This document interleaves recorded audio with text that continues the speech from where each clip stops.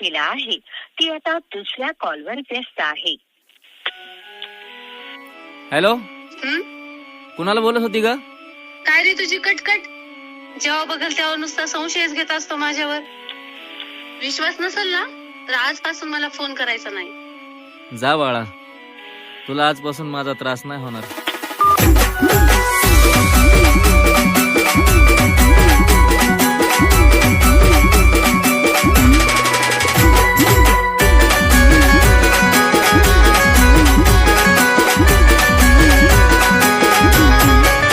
प्रेमावर वरलं ग तुझं आता